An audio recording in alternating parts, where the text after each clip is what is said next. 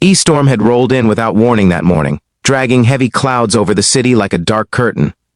By noon, the sky was the color of cold steel, the air thick with the metallic scent of rain, yet none of it mattered to Alexander Hale, the billionaire known for building towers of glass and steel that pierced through every skyline his empire touched. For the first time in years, he found himself stepping onto the quiet gravel path of the cemetery he had avoided for far too long. His polished shoes sank into the softened ground, and his breath came out shakily as he forced himself forward. He never grew used to visiting his daughter's grave. Time didn't heal the wound, it only taught him to hide it better. And today, as thunder cracked in the distance, he realized he could no longer hide from the ache that followed him everywhere he went. If you believe in kindness, in second chances, and in the power of the human heart, please take a moment to like, comment, share, and subscribe. Your support helps us continue bringing meaningful stories like this to life. As Alexander reached the familiar stone marker, his chest tightened. The engraved letters, Lily Hale, seemed sharper than he remembered, as if carved freshly into the marble. His daughter's smiling photograph sat gently between two white roses. She had been just 8 years old, full of sunlight and laughter, when she died in the car accident that also shattered his marriage and slowly pulled him away from the version of himself he once admired. Since then, he had drowned himself in boardrooms, business meetings, and late-night calls, convincing the world he was invincible. But standing here, he felt like nothing more than a broken father. Just as he placed a trembling hand over the cool surface of Lily's name, a faint sound reached him, a whimper, soft and muffled, like someone desperately trying to hold themselves together. He turned, instinctively guarding the sacred space, but what he saw made his heartbeat falter. A man in a janitor's uniform stood a short distance away, hunched over beside a small headstone, his shoulders shaking. A little girl, no older than 5, held onto his arm and looked up at him with wide, worried eyes. Her hair was tied in uneven pigtails, her shoes slightly worn, and she kept patting her father's cheeks as if trying to wipe away the flood of tears her tiny hands could never keep up with. Alexander stared, struck by the sheer vulnerability of the scene. It felt intrusive to watch, yet something rooted him to the ground, urging him to understand. He wasn't used to seeing grown men cry publicly, especially not with that kind of raw, unfiltered grief. The janitor didn't notice him at first. He was whispering apologies to the grave, promising he was trying, confessing, fears that echoed painfully familiar in Alexander's heart. The billionaire's instinct had always been to walk away from discomfort, to hide pain with wealth or silence. But today, something inside him shifted. Maybe it was the storm, maybe it was loneliness, or maybe grief recognized grief. Alexander stepped closer, quietly enough not to startle them, slowly enough to give them time to notice him and choose whether to shield themselves. The little girl noticed him first. She blinked, tightened her grip on her father, and whispered something. The janitor looked up, his eyes red and glassy, surprise flickering across his face before he tried to straighten up, wiping his cheeks quickly as if embarrassed. Alexander lifted a hand slightly, not in greeting but in wordless reassurance. He wasn't here as a billionaire, or a man of influence. He was simply a father who missed his child. The janitor swallowed hard, looking apologetic for existing in the same emotional space. He murmured, barely audible, sorry, didn't mean to disturb anyone. But Alexander shook his head instinctively. In his entire life of luxury and power, he had never felt more connected to another human being than he did in that moment. The silence that settled between them was thick, heavy with unspoken pain but not uncomfortable. Their children's graves were just a few feet apart, two tiny worlds of dreams that never reached adulthood. It was a cruel, quiet bond that required no explanations. The storm clouds deepened, and as the wind picked up, Alexander noticed how thin the janitor's jacket was, how the little girl's dress was slightly too small at the hem. He saw the patched knee on the man's pants, the exhaustion in his posture, the worry etched into every line on his face. This wasn't someone who came here for attention or sympathy. This was a man carrying the weight of an entire world on his back while holding on to a child who depended on him for everything.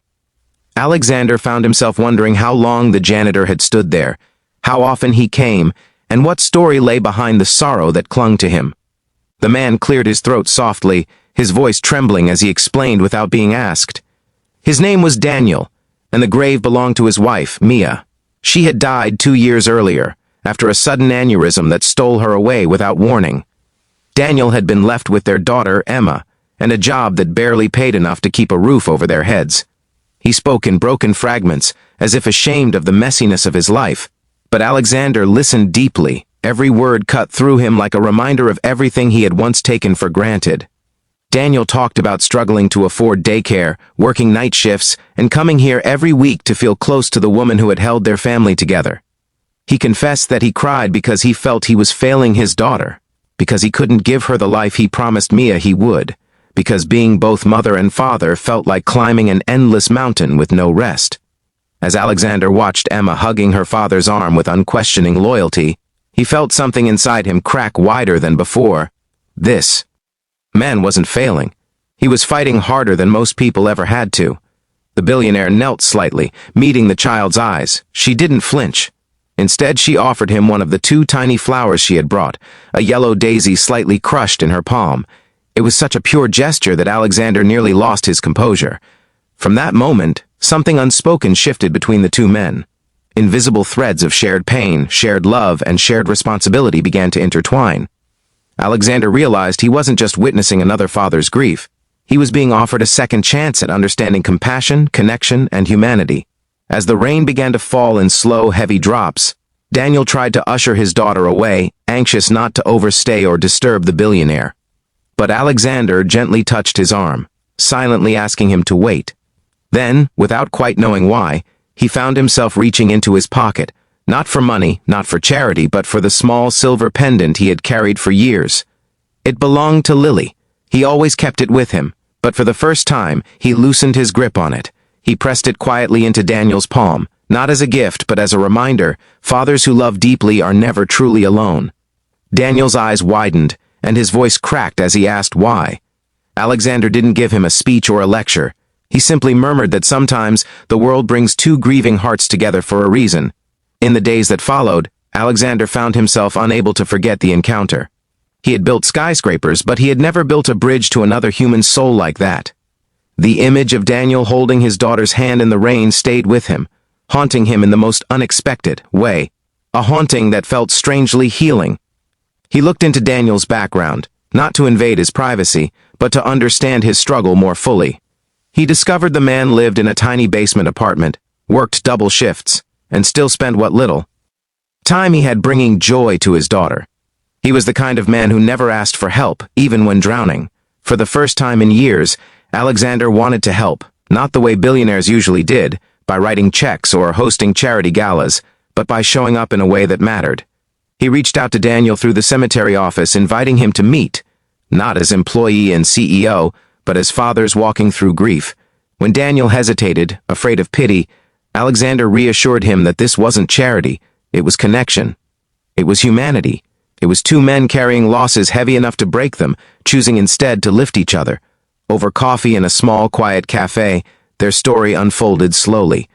Alexander spoke of Lily, how her laughter used to fill their home, how the accident shattered his heart, how he lost himself afterward. Daniel listened with the same compassion he had shown at the cemetery. In return, he shared more about Mia, about their love, their dreams, and the fear he carried every day. By the time they parted, something extraordinary had formed, an unlikely friendship between 2 men from completely different worlds, bound by the universal language of love and loss. Weeks passed, and Alexander found himself drawn deeper into their lives. He accompanied Daniel and Emma for walks, helped Emma pick flowers for her mother's grave, and found himself smiling again, genuinely, freely, without the weight of guilt he had carried for years. He offered Daniel a better job, not out of sympathy, but because Daniel deserved an opportunity worthy of his dedication and work ethic. Daniel resisted at first, afraid of accepting help, but Emma tugged his sleeve and whispered that maybe Mommy wanted this for them. And Alexander promised he would never let Daniel feel like a charity case, only like a friend who deserved better. Their bond grew into something profound, something healing. Emma became a bright spot in Alexander's life, reminding him of Lily's laughter, offering a second chance at fatherly love. Daniel, too, found strength in knowing he wasn't alone anymore. Together, they rebuilt themselves, piece by fragile piece. If this story has touched your heart, please like, comment, share, and subscribe. Your support helps us continue creating meaningful stories that inspire hope and humanity. Before we reach the end, please take a moment to comment, "Love is stronger than loss," As months turned into a year, Alexander felt something he hadn't felt since Lily passed. Peace. Not because the pain vanished, but because it finally had somewhere to go. Daniel and Emma became part of his world, a reminder that even in the darkest corners of grief, light can still find its way. And every Sunday, without fail, the three of them visited the graves, Lily and Mia, side by side. Not in sorrow, but in quiet remembrance, surrounded by the unlikeliest family born from heartbreak and compassion. In the end, the billionaire who once stood alone among towers found something far more valuable than wealth, the reminder that hearts, when shared, heal stronger than before. And the single dad who once cried in silence found a friend who made room for his struggle, his love, and his hope. Together, they proved that loss doesn't end a story. Sometimes, it begins a new one.